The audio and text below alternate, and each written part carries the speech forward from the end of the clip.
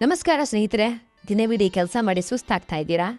ಮುಂಚಿನ ಥರ ದೇಹದಲ್ಲಿ ಶಕ್ತಿ ಇಲ್ಲ, ಸಣ್ಣ ಕೆಲಸ ಮಾಡಿದ್ರೂ ಸುಸ್ತಾಗುತ್ತೆ ಅಂತ ಬೇಜಾರಾಗ್ತಾ ಇದೆಯಾ? ಇತ್ತೀಚಿನ ದಿನಗಳಲ್ಲಿ ನಿಮ್ಮಲ್ಲಿ ಸ್ಟಾಮಿನಾ ಕೊರತೆ, ವಿಪರೀತ ಸುಸ್ತು ಅಥವಾ ಆತ್ಮವಿಶ್ವಾಸದ ಕೊರತೆ ಕಾಣಿಸ್ಕೊಳ್ತಾ ಇದೆಯಾ? ಹಾಗಿದ್ರೆ ಖಂಡಿತ ನೀವು ಒಬ್ಬರೇ ಅಲ್ಲ. ಇವತ್ತಿನ ಬಿಡುವಿಲ್ಲದ ಜಗತ್ತಿನಲ್ಲಿ ಲಕ್ಷಾಂತರ ಜನರು ಎದುರಿಸ್ತಾ ಇರುವಂತಹ ಅತಿ ದೊಡ್ಡ ಸಮಸ್ಯೆ ಇದು. ಆದರೆ ಇದಕ್ಕೇನು ಕಾರಣ ಗೊತ್ತಾ?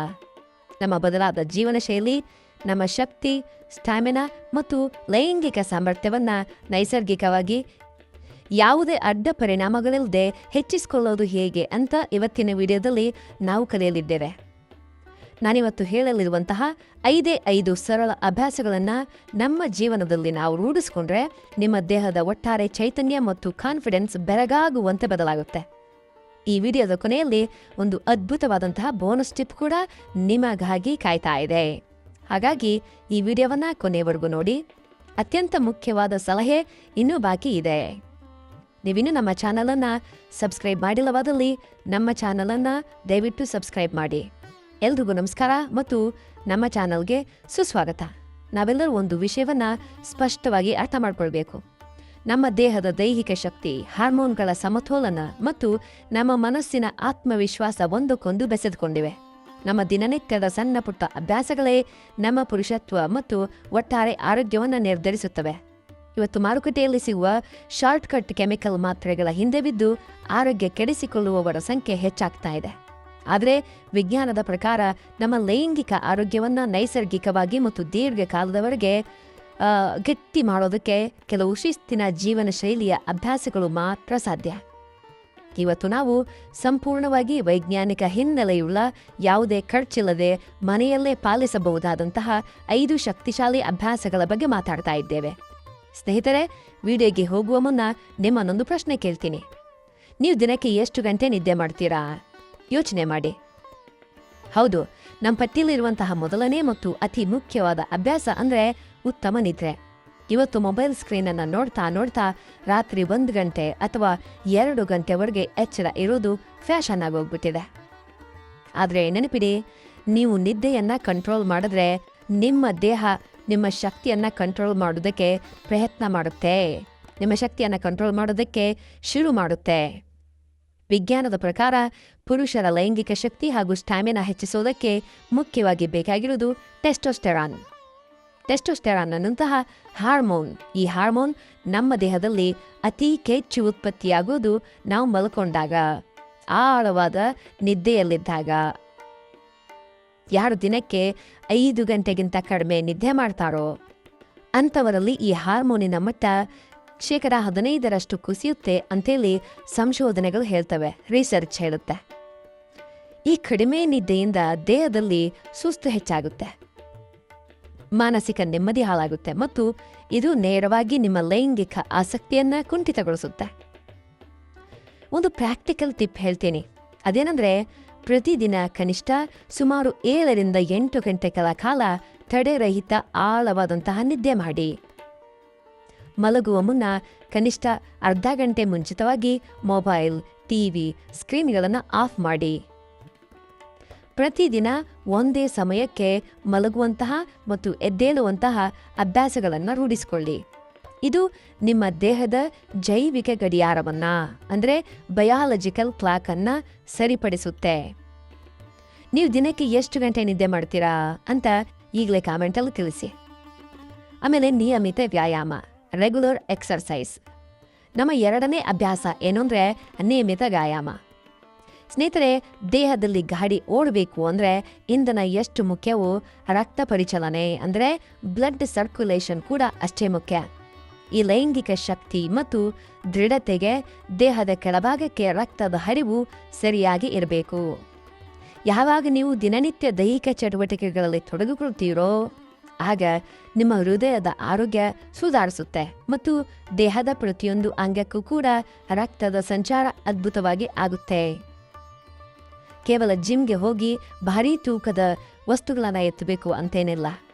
ಪ್ರತಿದಿನ ಸುಮಾರು 30ರಿಂದ 45 ನಿಮಿಷಗಳ ಕಾಲ ವೇಗವಾಗಿ ನಡೆಯೋದು, ಬ್ರಿಸ್ಕ್ ವಾಕಿಂಗ್ ಅಂತ ಕರಿತೀವಿ, ರನ್ನಿಂಗ್ ಮಾಡೋದು ಅಥವಾ ಸ್ಕ್ವಾಟ್ಸ್ ನಂತಹ ವೇಟ್ ಟ್ರೈನಿಂಗ್ ಮಾಡೋದ್ರಿಂದ ನಿಮ್ಮ ಕಾಲುಗಳು ಮತ್ತು ಸೊಂಟದ ಭಾಗದ ಸ್ನಾಯುಗಳು ಶಕ್ತಿಯುತಗೊಳ್ಳುತ್ತವೆ, ಬಲಗೊಳ್ಳುತ್ತವೆ.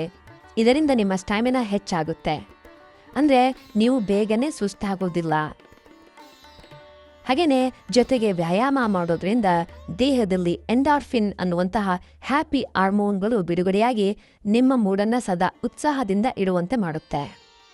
ನೀವು ದಿನನಿತ್ಯ ಯಾವುದಾದರೂ ಒಂದು ವ್ಯಾಯಾಮವನ್ನು ಅನ್ವಯಿಸ್ತಾ ಇದ್ದೀರಾ? ಇಲ್ಲದೇ ಇದ್ರೆ ಇವತ್ತಿನಿಂದಲೇ ಕನಿಷ್ಠ ಒಂದು 20 ನಿಮಿಷಗಳ ನಡಿಗೆಯನ್ನಾದರೂ ಶುರು ಮಾಡಿ. ಆಮೇಲೆ ಪೌಷ್ಟಿಕ ಆಹಾರ, ಮೂರನೇದಾಗಿ ನ್ಯೂಟ್ರಿಷಿಯಸ್ ಡಯಟ್ ಅಂತ ಕರಿತೀವಿ. ಈ ಪೌಷ್ಟಿಕ ಆಹಾರ ದೇಹಕ್ಕೆ ಎಷ್ಟು ಇಂಪಾರ್ಟೆಂಟ್ ಅಂತಂದರೆ ಇದು 3ನೇ ಪ್ರಮುಖ ಅಭ್ಯಾಸ ಕೂಡ ಆಗಿದೆ. ಹೇಗೆ ಅಂದರೆ ಪೌಷ್ಟಿಕ ಆಹಾರ ಮತ್ತು ಹೈಡ್ರೇಷನ್. ನಾವು ಏನನ್ನು ತಿಂತೀವೋ ಹಾಗೆ ನಮ್ಮ ದೇಹ ಇರುತ್ತೆ ಅನ್ನೋದು ಹಿರಿಯರ ಮಾತು 100ಕ್ಕೆ 100 ನಿಜ. ಇವತ್ತಿನ ಫಾಸ್ಟ್ ಫುಡ್, ಬೇಕರಿ ಐಟಮ್ಗಳು ನಮ್ಮ ನಾಲಿಗೆಗೆ ರುಚಿ ನೀಡಬಹುದು, ಆದರೆ ನಮ್ಮ ಶಕ್ತಿಯನ್ನು ಒಳಗೊಳಗೆ ಖಾಲಿ ಮಾಡ್ತವೆ, ಕುಗ್ಗಿಸ್ತವೆ. ಈ ಲೈಂಗಿಕ ಶಕ್ತಿ ಹೆಚ್ಚಿಸೋದಕ್ಕೆ ನಮಗೆ ಪ್ರೋಟೀನ್, ಸತು ಅಂದರೆ ಜಿಂಕ್ ಮತ್ತು ಒಮೆಗಾ 3 ಫ್ಯಾಟಿ ಆಸಿಡ್ಗಳು ಹೆಚ್ಚಿರುವಂತಹ ಆಹಾರ ಬೇಕು.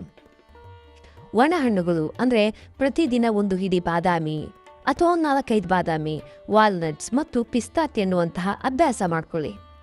ಇವುಗಳಲ್ಲಿರುವಂತಹ L-ಅರ್ಜಿನೈನ್ ಅನ್ನುವಂತಹ ಒಂದು ಅಂಶ ಇದೆಯಲ್ಲ, ಅವು ರಕ್ತನಾಳಗಳನ್ನು ವಿಸ್ತರಿಸಿ ರಕ್ತ ಸಂಚಾರವನ್ನು ಸುಲಭಗೊಳಿಸ್ತವೆ. ಆಮೇಲೆ ಹಣ್ಣು ಮತ್ತು ತರಕಾರಿಗಳು, ದಾಳಿಂಬೆ ಹಣ್ಣು, ಕಲ್ಲಂಗಡಿ ಹಣ್ಣು ಮತ್ತು ಹಸಿರು ತರಕಾರಿಗಳು ನೈಸರ್ಗಿಕವಾಗಿಯೇ ದೇಹದ ದೃಢತೆಯನ್ನು ಹೆಚ್ಚಿಸ್ತವೆ. ಈ ಕಲ್ಲಂಗಡಿ ಹಣ್ಣನ್ನು ನೈಸರ್ಗಿಕ ಶಕ್ತಿವರ್ಧಕ ಅಂತ ಕರೆಯಲಾಗುತ್ತೆ. ನೀರನ್ನು ಕುಡಿಯೋದು, ಆಮೇಲೆ ದೇಹದಲ್ಲಿ ನೀರಿನ ಅಂಶ ಕಡಿಮೆ ಆದರೆ, ಡಿಹೈಡ್ರೇಷನ್ ಆದರೆ ಆಟೋಮೆಟಿಕ್ ಆಗಿ ಎನರ್ಜಿ ಡೌನ್ ಆಗುತ್ತೆ. ಆದ್ದರಿಂದ ದಿನಕ್ಕೆ ಕನಿಷ್ಠ 3ರಿಂದ 4 ಲೀಟರ್ ನೀರನ್ನು ಕುಡಿಯೋದನ್ನು ಮರಿಬೇಡಿ. ಆಮೇಲೆ ಮನೆಯ ಊಟಕ್ಕಿಂತ ಮಿಗಿಲಾದ ಶಕ್ತಿ ಬೇರೆ ಯಾವುದರಲ್ಲೂ ಇಲ್ಲ ಸ್ನೇಹಿತರೆ. ಹೊರಗಿನ ಜಂಕ್ ಫುಡ್ಗಳಿಗೆ ಟಾಟಾ ಬಾಯ್ ಬಾಯ್ ಮಾಡಿ ನೈಸರ್ಗಿಕ ಆಹಾರಕ್ಕೆ ಹಿಂದೆ ಮಾರಿ ಹೋಗಿ. ನೈಸರ್ಗಿಕ ಆಹಾರಕ್ಕೆ ನೀವು ಅಡಾಪ್ಟ್ ಆಗಿ. ಆಮೇಲೆ 4ನೇದು ಒತ್ತಡ ನಿಯಂತ್ರಣ, ಸ್ಟ್ರೆಸ್ ಮ್ಯಾನೇಜ್ಮೆಂಟ್. ಈ 4ನೇ ಅಭ್ಯಾಸ ಇವತ್ತಿನ ಯುವ ಪೀಳಿಗೆಗೆ ಅತಿ ಮುಖ್ಯವಾದದ್ದು. ಈ ಒತ್ತಡವನ್ನು ನಿಯಂತ್ರಣ ಮಾಡೋದು ಹೇಗೆ? ಸ್ಟ್ರೆಸ್ ಕಂಟ್ರೋಲ್ ಮಾಡೋದು ಹೇಗೆ? ಆಫೀಸ್ ಕೆಲಸ, ಹಣದ ತೊಂದರೆ, ಭವಿಷ್ಯದ ಚಿಂತೆ, ಹೀಗೆ ಎಲ್ಲದಕ್ಕೂ ಟೆನ್ಷನ್ ತಗೊಳ್ಳೋದು ಇತ್ತೀಚೆಗೆ ಕಾಮನ್ ಆಗಿದೆ. ಆದರೆ ವಿಜ್ಞಾನ ಏನು ಹೇಳುತ್ತೆ ಗೊತ್ತಾ? ನಿಮ್ಮ ಮನಸ್ಸಿನಲ್ಲಿ ಒತ್ತಡ ಇದ್ದರೆ ನಿಮ್ಮ ದೇಹದಲ್ಲಿ ಲೈಂಗಿಕ ಶಕ್ತಿ ಇರೋದಕ್ಕೆ ಸಾಧ್ಯವೇ ಇಲ್ಲ. ಯಾವಾಗ ನಾವು ಅತಿಯಾಗಿ ಒತ್ತಡಕ್ಕೆ ಒಳಗಾಗ್ತೀವೋ, ಟೆನ್ಷನ್ ಒಳಗಾಗ್ತೀವೋ, ಸ್ಟ್ರೆಸ್ ಒಳಗಾಗ್ತೀವೋ, ಆಗ ನಮ್ಮ ದೇಹದಲ್ಲಿ ಕಾರ್ಟಿಸೋಲ್ ಅನ್ನುವಂತಹ ಸ್ಟ್ರೆಸ್ ಹಾರ್ಮೋನ್ ಬಿಡುಗಡೆ ಆಗುತ್ತೆ. ಈ ಕಾರ್ಟಿಸೋಲ್ ಹೆಚ್ಚಾದ ತಕ್ಷಣ ಏನಾಗುತ್ತೆ? ಲೈಂಗಿಕತೆಗೆ ಕಾರಣ ಆಗುವಂತಹ ಟೆಸ್ಟೋಸ್ಟೆರಾನ್ ಹಾರ್ಮೋನ್ ಸಂಪೂರ್ಣವಾಗಿ ಕೆಳಗೆ ಇಳಿಯೋದಕ್ಕೆ ಸಾಧ್ಯ ಆಗುತ್ತೆ. ಮನಸ್ಸು ಪ್ರಶಾಂತವಾಗಿಲ್ಲದೆ ಇದ್ದರೆ ದೇಹಕ್ಕೆ ಯಾವುದೇ ಪ್ರಕ್ರಿಯೆಗೂ ಸರಿಯಾಗಿ ಸ್ಪಂದಿಸೋದಿಲ್ಲ. ಒತ್ತಡ ಕಡಿಮೆ ಮಾಡೋದಕ್ಕೆ ಸರಳ ಉಪಾಯಗಳೇನಿದ್ದಾವೆ ಅಂತಂದರೆ, ಪ್ರತಿದಿನ ಬೆಳಗ್ಗೆ ಕೇವಲ ಒಂದು 10 ನಿಮಿಷಗಳ ಕಾಲ ಪ್ರಾಣಾಯಾಮ ಅಥವಾ ಆಳವಾದ ಉಸಿರಾಟ, ಡೀಪ್ ಬ್ರೀಥಿಂಗ್ ಅಂತ ಕರಿತೀವಿ, ಅದನ್ನು ಮಾಡಿ. ಯೋಗ ಮಾಡಿ, ಧ್ಯಾನ ಮಾಡಿ. ನಿಮ್ಮಿಷ್ಟದ ಹವ್ಯಾಸಗಳು ಅಂದರೆ ಸಂಗೀತ ಕೇಳೋದು, ಪುಸ್ತಕ ಓದೋದು ಅಥವಾ ಪ್ರಕೃತಿಯೊಂದಿಗೆ ಸಮಯ ಕಳೆಯೋದಕ್ಕೆ ದಿನದಲ್ಲಿ ಸ್ವಲ್ಪ ಸಮಯವನ್ನು ಮೀಸಲಿಡಿ.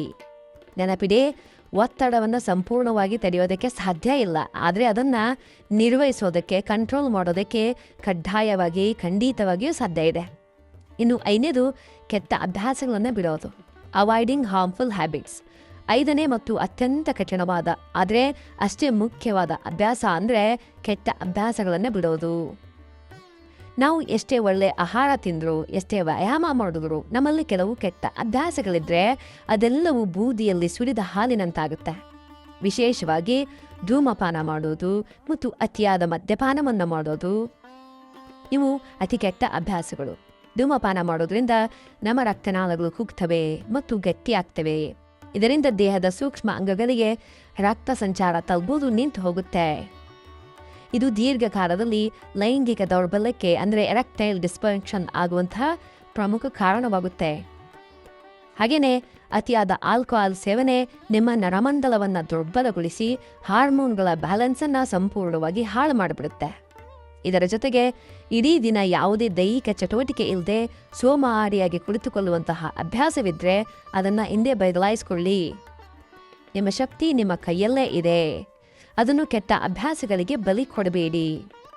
ಇನ್ನು 6ನೇದು ಬೋನಸ್ ಟಿಪ್ ಏನಂದರೆ, ಸ್ನೇಹಿತರೆ, ನೀವು ವಿಡಿಯೋವನ್ನು ಇಲ್ಲಿವರೆಗೆ ನೋಡಿದ್ದಕ್ಕಾಗಿ ನಿಮಗಾಗಿ ಒಂದು ವಿಶೇಷವಾದಂತಹ ಒಂದು ಬೋನಸ್ ಟಿಪ್ ಕೊಡ್ತೀನಿ. ಈ ಲೈಂಗಿಕ ಶಕ್ತಿ ಅಥವಾ ದೈಹಿಕ ಸಾಮರ್ಥ್ಯ ಅಂತನ್ನೋದು ಕೇವಲ ಶರೀರಕ್ಕೆ ಸಂಬಂಧಿಸಿದ್ದಲ್ಲ, ಅದು ನಿಮ್ಮ ಮನಸ್ಸಿಗೆ ಸಂಬಂಧಿಸಿದ್ದು. ಹೌದು, ಸಕಾರಾತ್ಮಕ ಚಿಂತನೆ ಮತ್ತು ಮುಕ್ತ ಸಂವಹನ, positive thinking and open communication. ಇತ್ತೀಚಿನ ದಿನಗಳಲ್ಲಿ ಪರ್ಫಾರ್ಮೆನ್ಸ್ ಆಂಗ್ಸೈಟಿ ಅಂದರೆ ನನ್ನ ಕೈಯಲ್ಲಿ ಆಗುತ್ತೋ ಇಲ್ವೋ ಅನ್ನೋ ಒಂದು ನೆಗೆಟಿವ್ ಥಿಂಕಿಂಗ್, ನಕಾರಾತ್ಮಕ ಯೋಚನೆ ಮತ್ತು ಭಯವೇ ಅರ್ಧ ಜನರನ್ನು ದುರ್ಬಲರನ್ನಾಗಿ ಮಾಡ್ತಾ ಇದೆ. ನಿಮ್ಮ ಸಂಗಾತಿಯೊಂದಿಗೆ ಮುಕ್ತವಾಗಿ ಮಾತಾಡಿ. ಪ್ರೀತಿ ಮತ್ತು ವಿಶ್ವಾಸದ ಬಾಂಧವ್ಯವನ್ನು ಗಟ್ಟಿಯಾಗಿಸ್ಕೊಳ್ಳಿ. ಮಾನಸಿಕವಾಗಿ ನೀವು ಎಷ್ಟು ಹತ್ತಿರ ಆಗ್ತೀರೋ ಮತ್ತು ಖುಷಿಯಾಗಿರ್ತೀರೋ ಅಷ್ಟು ನೈಸರ್ಗಿಕವಾಗಿ ದೈಹಿಕ ಸಾಮರ್ಥ್ಯ ಹೆಚ್ಚಾಗುತ್ತೆ. ಹಾಗಾದರೆ ಸ್ನೇಹಿತರೆ, ಇವತ್ತು ನಾವು ಕಲಿತ ಆ ಒಂದು 5 ಅದ್ಭುತ ಅಭ್ಯಾಸಗಳನ್ನು ಮತ್ತೊಮ್ಮೆ ನೆನಪಿಸ್ಕೊಳ್ಳೋಣ ಬನ್ನಿ. ಉತ್ತಮವಾದಂತಹ ನಿದ್ರೆ, ಅದು ಹಾರ್ಮೋನ್ಗಳ ರಾಜನಾದ ಟೆಸ್ಟೋಸ್ಟೆರಾನ್ ಅನ್ನು ಹೆಚ್ಚಿಸೋದಕ್ಕೆ ಸುಮಾರು 7-8 ಗಂಟೆಗಳ ನಿದ್ದೆ ಅಗತ್ಯ.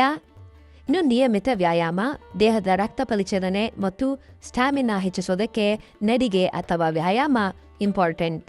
ಪೌಷ್ಟಿಕ ಆಹಾರ, ಒಣಹಣ್ಣುಗಳು ಮತ್ತು ಸಾಕಷ್ಟು ನೀರು ಕುಡಿಯೋದು ಬಹಳಷ್ಟು ಮುಖ್ಯವಾಗುತ್ತೆ. ಇನ್ನು 4ನೇದು ಒತ್ತಡ ನಿಯಂತ್ರಣ, ಧ್ಯಾನ ಮತ್ತು ಪ್ರಾಣಾಯಾಮದ ಮೂಲಕ ಹಾರ್ಮೋನನ್ನು ಸಮತೋಲನ ಕಾಪಾಡುವುದು. ಆಮೇಲೆ 5ನೇದು ಕೆಟ್ಟ ಅಭ್ಯಾಸಗಳನ್ನು ಬಿಡೋದು. ಧೂಮಪಾನ, ಮದ್ಯಪಾನಕ್ಕೆ ಹಿಂದೆ ನೀವು ಗುಡ್ ಬೈಯನ್ನು ಹೇಳಬೇಕು. ಆಮೇಲೆ ಒಂದು ಬೋನಸ್ ಟಿಪ್ ಕೂಡ ಇತ್ತು, ಅದು ನೆಗೆಟಿವ್ ಥಿಂಕಿಂಗನ್ನು ಕಡಿಮೆ ಮಾಡ್ಕೊಳ್ಳೋದು. ಈ ಎಲ್ಲ ಅಭ್ಯಾಸಗಳು ನಿಮ್ಮ ಜೀವನವನ್ನು ಸಂಪೂರ್ಣವಾಗಿ ಬದಲಾಯಿಸಬಲ್ಲವು. ಇವುಗಳನ್ನು ನಾಳೆ ನಾಡಿದ್ದು ಅಂತ ಮುಂದೂಡಬೇಡಿ. ಇವತ್ತಿನಿಂದಲೇ, ಈಗಿನಿಂದಲೇ ನಿಮ್ಮ ಜೀವನದಲ್ಲಿ ಜಾರಿಗೆ ತನ್ನಿ. ಆರೋಗ್ಯವೇ ನಿಜವಾದ ಭಾಗ್ಯ ಅಲ್ವೇ? ನಿಮಗೆ ಈ ವಿಡಿಯೋ ಇಷ್ಟ ಆಗಿದ್ರೆ ದಯವಿಟ್ಟು ಒಂದು ಲೈಕನ್ನು ಮಾಡಿ, ಶೇರ್ ಮಾಡಿ ನಿಮ್ಮ ಆಪ್ತ ವಲಯಕ್ಕೆ. ನಮ್ಮ ಚಾನಲನ್ನು ಸಬ್ಸ್ಕ್ರೈಬ್ ಮಾಡಿ. ನಿಮ್ಮ ಸ್ನೇಹಿತರು ಮತ್ತು ಕುಟುಂಬದವರ ಆರೋಗ್ಯಕ್ಕಾಗಿ ಈ ವಿಡಿಯೋವನ್ನು ತಪ್ಪದೇ ಶೇರ್ ಮಾಡಿ. ಇಂತಹದೇ ಒಂದು ಅದ್ಭುತ ಮತ್ತು ಆರೋಗ್ಯಕರ ಮಾಹಿತಿಗಳನ್ನು ಪಡೆದುಕೊಳ್ಳೋದಕ್ಕೆ ನಮ್ಮ ಚಾನಲ್ನೊಂದಿಗೆ ಸದಾ ಇರಿ. ಪಕ್ಕದಲ್ಲೇ ಇರೋ ಬೆಲ್ ಐಕಾನನ್ನು ಕೂಡ ಒತ್ತಿ. ಈ 5 ಅಭ್ಯಾಸಗಳಲ್ಲಿ ನೀವು ಇವತ್ತಿನಿಂದಲೇ ಯಾವ ಅಭ್ಯಾಸವನ್ನು ಮೊದಲು ಶುರು ಮಾಡ್ತೀರಾ ಅಂತ ಕೆಳಗಡೆ ಇರುವಂತಹ ಕಮೆಂಟ್ ಬಾಕ್ಸ್ನಲ್ಲಿ ತಿಳಿಸಿ. ಹ್ಯಾಪಿ ಲೈಫ್ ಅಂತ ಕಮೆಂಟ್ ಬಾಕ್ಸಲ್ಲಿ ತಿಳಿಸಿ. ಇನ್ನೊಂದು ಉಪಯುಕ್ತ ಮಾಹಿತಿಯೊಂದಿಗೆ ಮುಂದಿನ ವಿಡಿಯೋದಲ್ಲಿ ಭೇಟಿಯಾಗೋಣ. ಅಲ್ಲಿಯವರೆಗೆ ಆರೋಗ್ಯವಾಗಿರಿ, ಹ್ಯಾಪಿಯಾಗಿರಿ. ಧನ್ಯವಾದಗಳು. ಶುಭ ದಿನ. Take care.